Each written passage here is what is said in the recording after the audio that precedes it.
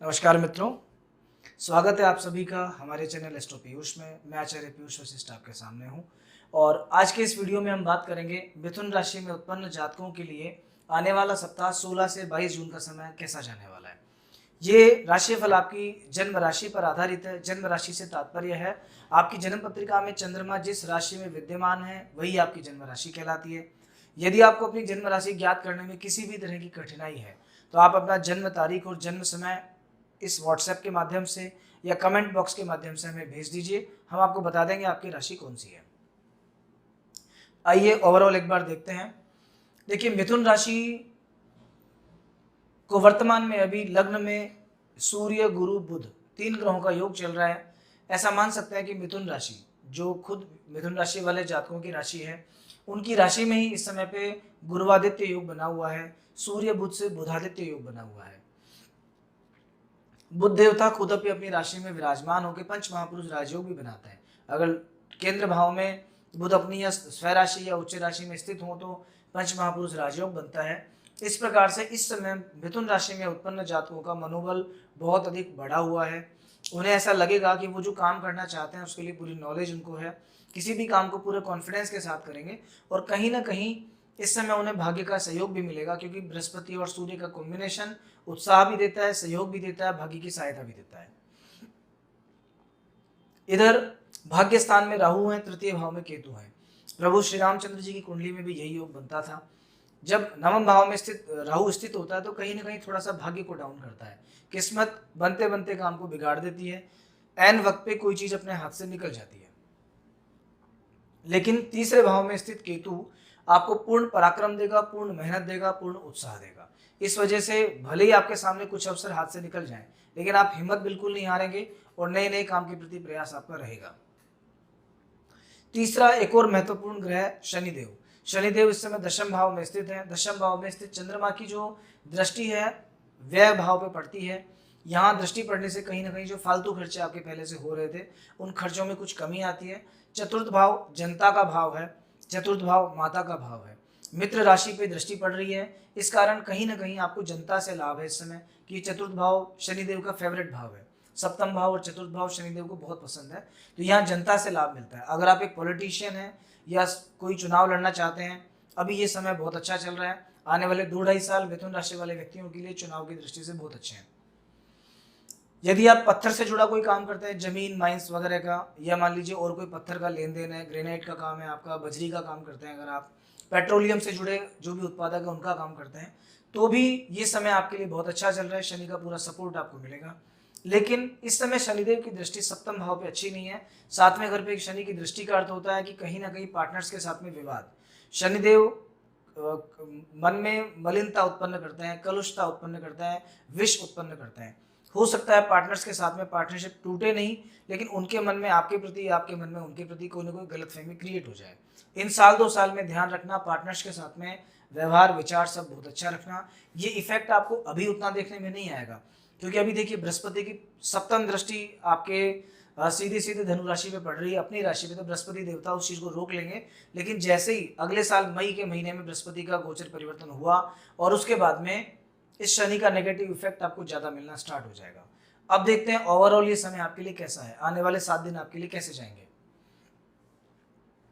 तो सबसे पहले देखिए 16, 17 और 18 इन 3 दिनों में कुंभ राशि में चंद्रमा विराजमान है राहु के साथ।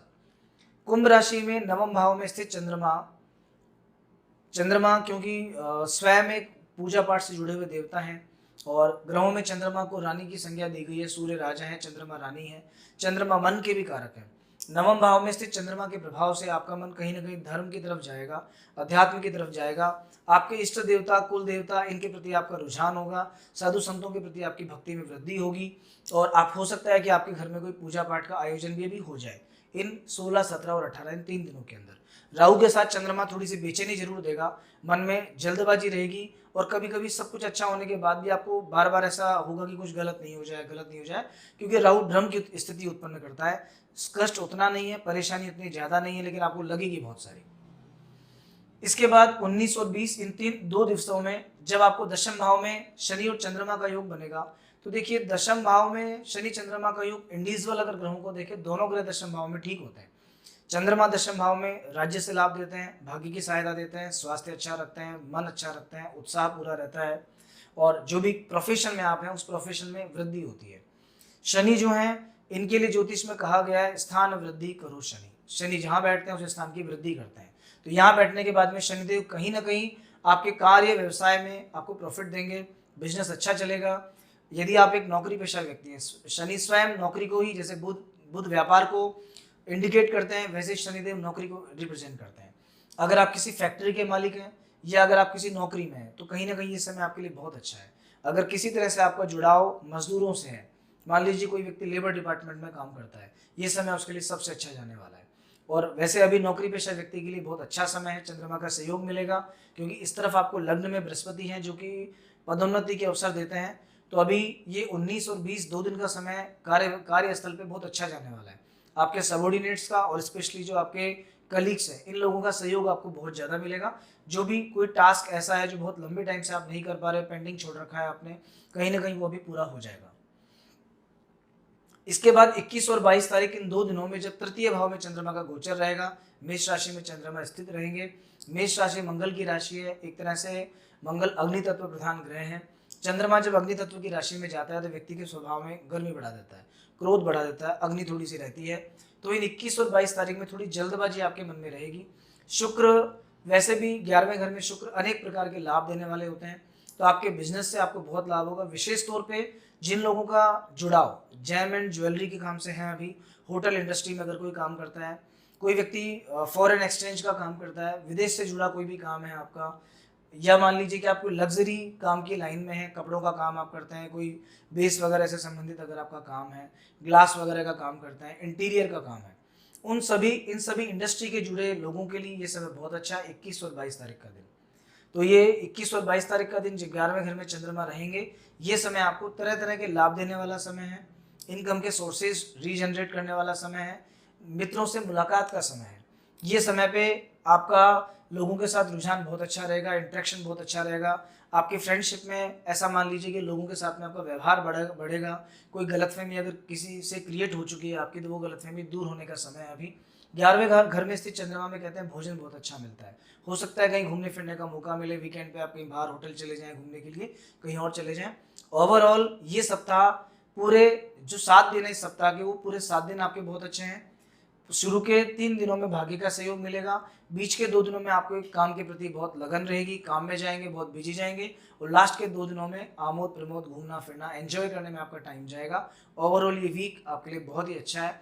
फिर भी अगर आप चाहते हैं कि ये सप्ताह और अच्छा जाए, कोई भी नेगेटिव रिजल्ट आपको ना मिले, क्योंकि 19 और 20 में जब शनि चंद्रमा का योग बनता है तो कुछ कुछ परेशानियां देता है, तो आपके लिए बेहतर होगा आप कोई ना कोई उपाय करें। आप सबसे अच्छा उपाय है आप गाय को अपने भोजन में से 2 रोटी निकाल के खिलाएं।